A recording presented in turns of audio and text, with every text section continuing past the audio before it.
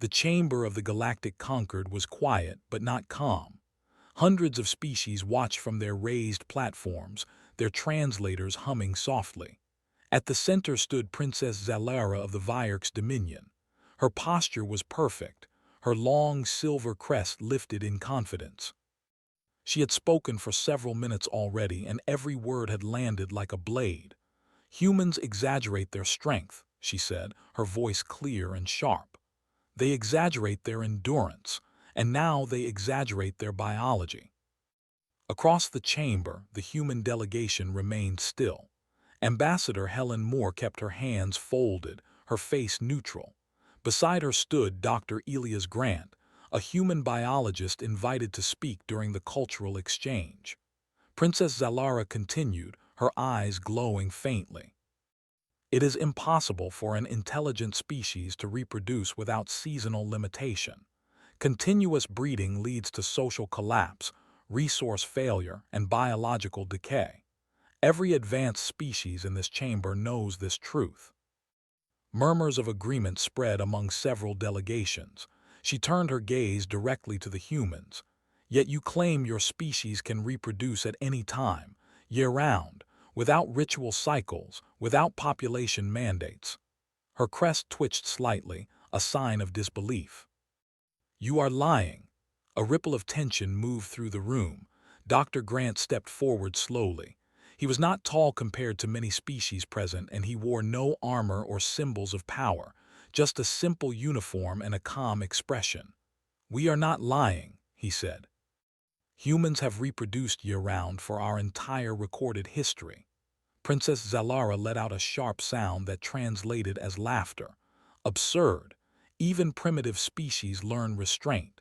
If what you say is true, your world should be buried under its own young." Dr. Grant nodded once. "We have challenges, but we adapt." The princess's eyes narrowed. "Adaptation has limits." Ambassador Moore finally spoke. "Princess Zalara, we can provide full medical records, population studies, historical data." "I do not trust numbers created by liars," Zalara cut in.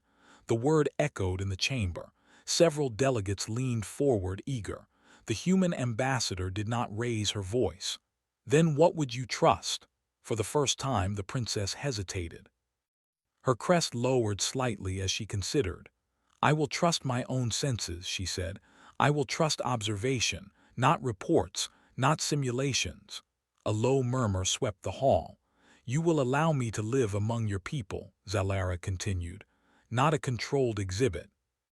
Not a ceremonial city, a real human settlement." Dr. Grant stiffened. "That is highly irregular." "It is my right under Concord law," Zalara replied. "Biological verification by immersion." The Concord AI confirmed it instantly. The law was ancient, rarely used, but binding. Ambassador Moore closed her eyes for a brief moment, then opened them again. "If we refuse, then the galaxy will know humans as deceivers," Zalara said calmly, "and all future cooperation will end." Silence fell. The human delegation exchanged quiet glances. This was dangerous. Not because of violence, but because of exposure. Humans were many things, but perfect they were not. Finally, Ambassador Moore nodded. "We accept." Princess Zalara's crest rose again. "Good. I look forward to witnessing your collapse." She turned and left the chamber without another word. 3 days later, a sleek Vierk's transport descended through the clouds of Haven 3, a mid-sized human colony world. It was not Earth, not a capital, not a showpiece. It was chosen for one reason only. It was ordinary. Princess Zalara stood at the viewing window as the ship slowed. Below her stretched green land, cities spaced carefully apart, rivers winding between them. No towering megastructures, no endless slums. "This is your example?" she asked. Dr. Grant, standing beside her, nodded. "Yes," she clicked her tongue. "You hide your overcrowding well." When they landed, the airlock opened to reveal a small group of humans. No soldiers, no banners, just administrators, medical staff, and a few curious civilians held back by a polite barrier. Zalara stepped out, her boots touching human soil for the first time. She waited for something: panic, fear, reverence. She got none of it. A child waved at her. Zalara froze. The small human was holding another, younger one by the hand. The older child smiled openly without fear.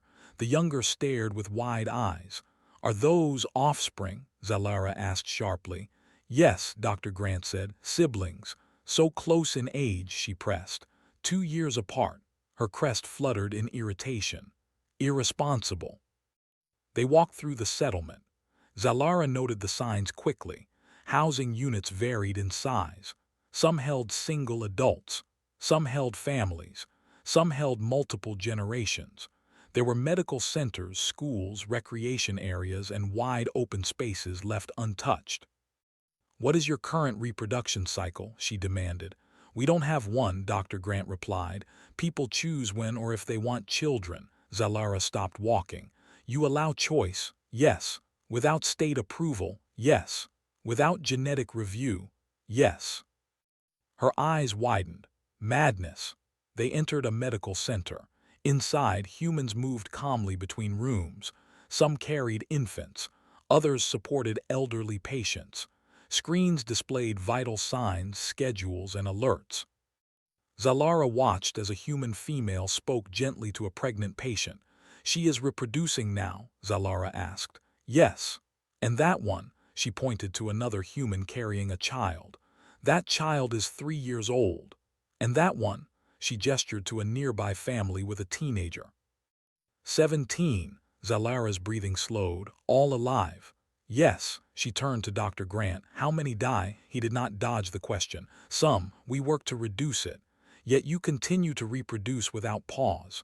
"Yes." She looked disturbed but also confused. "Why do your people not drown in need?" "We plan," he said simply. They visited a school next. Children of many ages learned together. Some studied science, some art, some played outside. Older students helped younger ones without being told. Zalara watched silently. "Those children are not related," Dr. Grant explained. "They help anyway." "Why?" "Because they are part of the same community." Her crest lowered. "Your species depends too much on cooperation." Dr. Grant smiled faintly. "That's why we're still here." That night, Zalara was given private quarters overlooking the settlement. Lights glowed softly as families returned home. Some windows showed quiet meals. Others showed laughter. Some showed arguments that ended in shared smiles. She activated her recorder. "Day 1, she said. "Humans appear functional. This is unexpected. Their reproduction is uncontrolled, yet their society does not show immediate decay. I remain unconvinced. Collapse may simply be slower." She paused, watching a human couple walk with a small child between them. "They do not treat reproduction as sacred or dangerous," she continued. "It is normal." The word felt strange. In orbit above Haven 3, unseen by the colony, another ship watched silently. Its hull bore the markings of the Vierk's Internal Security Council.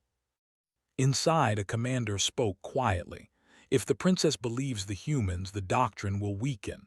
Another voice replied, "Then ensure she does not." Back on the surface, Princess Zalara closed her recorder.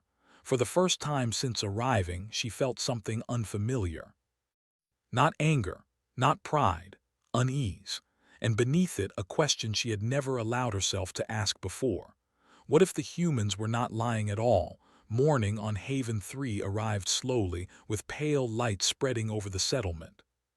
Princess Zalara stood by the wide window of her quarters and watched humans begin their day. She expected noise, confusion, disorder. Instead, she saw routine. People left their homes in steady lines. Some walked alone. Some walked in pairs. Some carried small children on their shoulders or held their hands. None of it looked forced. She felt irritation rise in her chest. This was not how an unrestricted breeding species was supposed to look. Dr. Elias Grant arrived shortly after. He bowed his head slightly, a human gesture of respect he had explained to her the day before. "Today, you said you wanted to see how humans manage resources," he said. "Yes," Zalara replied. "Food, shelter, care. These are the first systems to fail under population pressure. Then we'll start with food, he said. They traveled to the agricultural zone outside the settlement. The land was wide and open, with fields arranged in neat patterns. Machines moved slowly between rows of crops, guided by human operators. Some workers were young adults. Others were older, their movements slower but steady. Zalara scanned the fields with her visual sensors. "You grow more than you need," she said. "Yes," Grant answered. "We store excess, we trade it, we prepare for bad seasons." "You plan for failure," she said. "We plan for reality." She watched as a group of humans harvested crops. A child ran between them, laughing, before being gently guided away from the machines by an adult. "That child should not be here," Zalara said sharply. "She's learning," Grant replied. "And she's supervised." "Learning to farm?" Zalara asked. "Learning responsibility." Zalara did not respond. On Vyerk's worlds, children were kept separate from production zones. Reproduction was rare and valuable. Offspring were protected by strict systems, shielded from labor and risk. Yet here, humans allowed their young to exist within daily life. It felt reckless. They moved on to a food distribution center. Humans arrived with containers and digital cards. There was no visible fear, no rushing. When supplies ran low in one section, workers adjusted routes calmly. "Who decides who eats?" Zalara asked. "No one," Grant said. "Everyone eats." She turned to him sharply. "That is impossible." "We don't have enough for everyone all the time," he admitted, "but we have enough if we work together." A human worker nearby overheard and smiled. "And if we don't, we fix it." Zalara studied the worker's face. No signs of deception, no fear of punishment. "You trust your people too much," she said. Grant looked at her. "So do you, Princess. You just trust them in different ways." The next stop was a residential sector. Homes varied in size and design. Some were compact and efficient. Others were larger, with shared spaces and gardens. Zalara noticed that some homes held more people than others, but none appeared overcrowded. She pointed to one building. "How many live there?" "8," Grant said. "And that one?" "2." "You do not regulate distribution." "No," he said. "People adjust." They entered one of the larger homes. Inside, 3 generations lived together. An older human sat at a table, guiding a young child's hands as they worked on a simple device. Another adult prepared food nearby. A teenager listened to music while helping clean. Zalara felt something twist inside her. On her homeworld, generations were separated. Elders were respected but kept in special zones. Children were raised in state-controlled environments. Family units were limited, carefully monitored. "This is inefficient," she said, though her voice lacked strength. The older human looked up. "Maybe," they said kindly, "but it works for us." Zalara did not answer. Later, they visited a medical facility again, this time deeper inside. Here, she saw not just birth and care, but loss. A human family sat quietly as a doctor spoke to them in low tones. There were tears. There was grief. Zalara stiffened. "Why do you allow this suffering?" The doctor looked up. "Because we can't stop all of it," Grant spoke softly. "We lose people, children too sometimes. We hate it, but we don't stop living because of it." Zalara watched as the family supported each other, holding hands, sharing the weight of pain. On Vyerk's worlds, loss during reproduction was considered failure. Entire bloodlines could be erased from reproductive rights because of it. Here, loss was part of life, not accepted easily, but faced together. That evening, Zalara returned to her quarters more unsettled than before. She activated her recorder. "Day 3, she said slowly. "Humans do not prevent reproduction to avoid suffering. They endure suffering to preserve life. This logic is inverted." She paused. "Their population stability does not rely on biological limits. It relies on social bonds. This is dangerous." She stopped the recording. A soft sound came from outside her window. She looked down and saw a small gathering in a shared courtyard. Humans had placed lights around the area, food was being shared, music played softly. "What is that?" she asked over the communicator. "A community meal," Grant replied. "It's not a holiday, just something we do." "Why?" she asked. "Because people like being together." Zalara watched as humans of different ages sat side by side. Some children ate quickly and ran off to play. Others leaned against adults, half asleep. No guards watched them. No officials counted them. This should not work, she thought. And yet it did. High above Haven 3, the Vierk's Internal Security Council ship adjusted its orbit. Inside, tension grew. "The princess has been planetside too long," one officer said. "Her reports are changing." Another replied, "We cannot allow admiration." "What do you propose?" "Create stress," the commander said. "If humans truly breed without limit, pressure will expose weakness." "Without harming the princess," the officer warned. "Of course," the commander said coldly. "Only the humans." Back on the surface, Zalara joined Grant the next day to observe education planning. Humans debated future resource needs openly. Population projections were discussed, not as threats but as challenges to solve. "You speak of growth without fear," Zalara said. "We fear," Grant replied. "We just don't freeze." A human planner added, "People are not numbers to us, they're reasons to improve." Zalara felt something shift again, a crack, small but growing. That night as she prepared to sleep, alarms sounded faintly in the distance. Not loud, controlled. "What is happening?" she asked. "Minor infrastructure issue," Grant said over the communicator. "Power fluctuation in one sector, already contained." She waited for panic. It did not come. Lights dimmed briefly, then returned. The settlement adjusted. People continued their routines. Zalara lay awake long after, staring at the ceiling. Her entire worldview was built on the belief that survival required restriction. That life must be limited to remain strong. Humans did not limit life. They managed it. And that difference frightened her more than any lie ever could. The alarms on Haven 3 did not scream. They chimed. Soft, steady, controlled. Princess Zalara noticed that first. On her world, alarms meant panic, command overrides, and fear. Here, they sounded almost polite. She stood on a balcony overlooking the settlement as humans reacted. Doors opened. People stepped outside. Some checked handheld devices. Others spoke calmly to neighbors. No one ran. Dr. Elias Grant joined her moments later. His expression was serious but not afraid.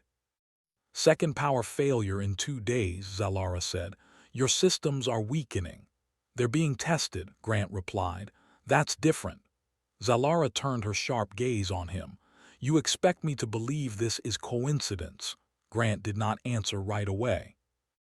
His silence was answer enough. They moved toward the affected sector. Autonomous vehicles rerouted traffic. Emergency teams were already at work. Zalara watched closely, waiting for the signs she believed must come: confusion, overcrowding, desperation. Instead, she saw humans adjusting. Families opened their homes to neighbors whose power was out. Local centers distributed warm food. Children were kept together and supervised. No one asked who was responsible. They asked what was needed. "This level of cooperation cannot last," Zalara said. "Stress reveals truth." Grant nodded. "You're about to see our truth." The next disruption came before nightfall. A water purification unit malfunctioned. Not enough to cause immediate harm, but enough to limit supply in 2 districts. Zalara expected strict rationing enforced by authority. Instead, humans volunteered reductions. Industries slowed production. People shared stored water without complaint. A message spread across the settlement: "Conserve today so everyone has enough tomorrow." She watched a human mother give her water portion to an elderly neighbor. "That is inefficient," Zalara said weakly. "That is survival," Grant replied. Above Haven 3, the hidden Vierk ship monitored everything. The Internal Security Council grew uneasy. "Stress is not causing collapse," one officer said. "It is strengthening them." The commander's jaw tightened. Increase pressure, carefully. The third strike came at dawn. A key transport route failed. Supplies from nearby settlements were delayed. This time the problem was large enough to be felt. Markets closed early. Medical deliveries slowed. Zalara finally sensed tension among the humans, but it was not the tension she expected. People gathered not to fight but to plan. Leaders emerged naturally, not through rank but through competence. Engineers spoke. Medics advised. Teachers organized children to keep them calm. Zalara stood in a public planning hall listening. "We'll reroute supplies," one human said. "We can convert the old transit line," another added. "Community kitchens can cover meals for 3 days," a third said. No one mentioned stopping reproduction. No one suggested isolating families or restricting life. "You are facing scarcity," Zalara said aloud. "Why do you not halt future strain?" A human engineer looked at her, confused. "You mean stop having kids?" "Yes," Zalara said. "Temporarily." The engineer frowned. "That wouldn't fix the road." Laughter followed, not mocking, just genuine confusion. Grant spoke gently. "We solve the problem in front of us. Life doesn't stop because things get hard." Zalara felt her chest tighten. On Vyerk's worlds, crises triggered immediate reproductive suspension. Life was paused to preserve order. Here, life continued and order followed it. The sabotage escalated. That night, an environmental stabilizer failed. Temperature controls fluctuated. Some residential zones grew cold. Zalara finally heard raised voices. Fear showed on faces. This is it, she thought, collapse. But even now, humans did not turn on each other. They opened public shelters. Families shared blankets. Children were kept warm at the center of groups. Humans with medical training moved constantly, checking on the vulnerable. Zalara helped without realizing it. She held thermal packs. She guided children. She spoke calming words through her translator. At some point, she realized humans were taking her instructions seriously. They trusted her. The thought struck her harder than any alarm. By morning, the systems were stabilized. Damage was real but contained. No riots, no abandonment, no breakdown. Exhausted, Zalara retreated to a quiet room and activated her recorder. "Day 8, she said, her voice unsteady. "External pressure has increased. Human systems bend but do not break. Their population density did not amplify chaos, it reduced it." She stopped, then added quietly, "Their children are not burdens, they are anchors." The recorder shut off. Later that day, she confronted Grant privately. "These failures are not natural," she said. "Your people are being tested." Grant nodded. "We suspected as much." "By my own government," she said. "They fear what I am learning." Grant did not look surprised. "Will you report it?" "Yes," Zalara said. "All of it." That decision triggered the final move. The sabotage was exposed publicly. Evidence surfaced: foreign code, orbital interference, hidden observers. Humans did not respond with anger toward the Vyerk's people. They responded with clarity. The Galactic Concord was notified. Zalara stood before a live transmission panel, her image broadcast across dozens of worlds. "My initial accusation was wrong," she said clearly. Humans did not collapse under continuous reproduction. They adapted under pressure, pressure imposed by fear. Behind her, footage played. Humans working together, families supporting each other, children learning even during crisis. "These people are not reckless," Zalara continued. "They are resilient. Their strength does not come from limitation but from connection." Silence followed her statement. Above Haven 3, the hidden ship withdrew. That night, as the settlement slowly returned to normal, Zalara walked among the humans again. Tired faces smiled at her. Children waved. For the first time, she did not feel unease. She felt respect. And she knew the final truth was still ahead, one that would not just change her view of humans but her people forever. The days after the broadcast were quiet but not peaceful. Haven 3 returned to its routines, Yet something had changed. Humans went back to work, children returned to schools, families shared meals again. On the surface, life looked normal, but Princess Zalara felt the weight of the galaxy pressing down on the settlement. She stood beside Dr. Elias Grant on a hill overlooking the city. The lights below glowed softly as evening settled in. "The conquered will respond soon," she said. "They cannot ignore what I said." Grant nodded. "Neither can your people." Zalara's crest lowered. "That is what troubles me." Messages began arriving within hours. Some were supportive, others were furious. Leaders from species bound by strict biological laws questioned her authority, her judgment, even her loyalty. From her own empire, the Vierk's dominion, the messages were colder. "You have endangered stability. You have exposed weakness. You have undermined doctrine." Zalara closed the display and looked away. "They will call for my return," she said quietly. "Will you go?" Grant asked. She did not answer right away. That night, a gathering formed in the central courtyard of Haven 3. No one announced it. Humans simply came. Families, workers, elders, children. They brought food, blankets, and light. Zalara watched from the edge. A human woman approached her. "You should sit," she said kindly. "You look tired." "I am not one of you," Zalara replied. The woman smiled. "Tonight that doesn't matter." Zalara hesitated, then sat among them. A human elder spoke softly to the group. "We've been through worse than this. We'll get through this too." No speeches about strength, no calls for dominance, just reassurance. Zalara felt something tighten in her chest. On her world, leadership was distant. Authority spoke from above. Here, leadership rose from within. The next morning, the Galactic Conquered convened an emergency session. Zalara stood once more in the great chamber, her image projected from Haven 3. Species across the stars watched. A senior Conquered arbiter spoke first. "Princess Zalara of the Vierk's dominion, you invoked an ancient right and completed its trial. Do you stand by your findings?" "Yes," Zalara said, "without reservation. You claim humans can reproduce continuously without societal collapse." "Yes, and that this ability strengthens rather than weakens their civilization." "Yes," murmurs spread. A representative from a long-lived species spoke sharply. "This contradicts all established models." Zalara did not flinch. "Your models are incomplete." Another voice followed. "If humans are so capable, why are they not dominant?" Grant leaned forward slightly, but Zalara answered before he could. "Because dominance is not their goal," she said. "Survival is." Silence fell. She continued. "Humans evolved not to control life but to manage uncertainty.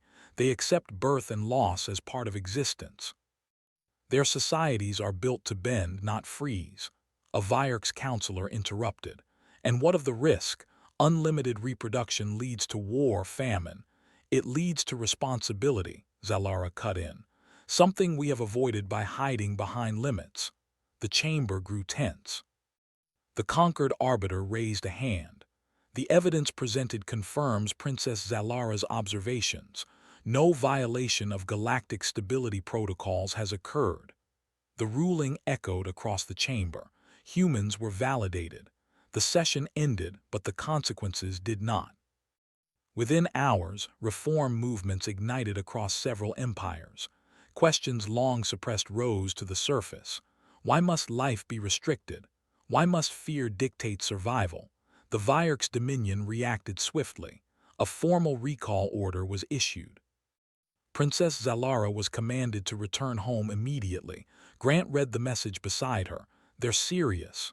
"Yes," she said, "they are afraid." "What will you do?" Zalara looked out at Haven 3 one last time. Children ran across open ground. Adults watched them, not with fear but trust. "I will return," she said, "but not to submit." Her departure was quiet. No ceremony, no guards, just a simple farewell. The human settlement gathered anyway. A child stepped forward and handed Zalara a small object, a simple carving of two hands holding a smaller one between them. "For remembering us," the child said. Zalara took it carefully. I will. As her ship lifted into the sky, she felt something she had never felt before. Hope mixed with resolve. Back on her homeworld, the reception was cold. Elders watched her with narrowed eyes. The Internal Security Council stood silent, exposed. "You have shaken our foundation," the High Regent said. "No," Zalara replied calmly. "I have shown its cracks." "You risk chaos." "We already live in fear," she said. "Humans showed me another way." Days turned into weeks. Debates erupted. Policies were questioned. For the first time in generations, Vyark citizens spoke openly about life, family, and choice. It was slow, painful, but unstoppable. On Haven 3, life continued. Humans did not celebrate their validation. They simply kept living, building, loving, preparing for tomorrow. Grant watched a news feed showing early reforms spreading through the galaxy.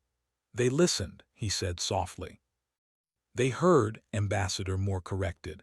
"Listening takes time." Grant smiled. Far across the stars, Princess Zalara stood on a balcony overlooking her world.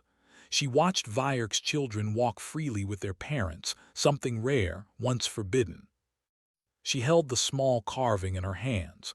Humans did not conquer the galaxy. They did something far more dangerous. They proved that life, when trusted, could endure without chains, and the galaxy would never be the same again.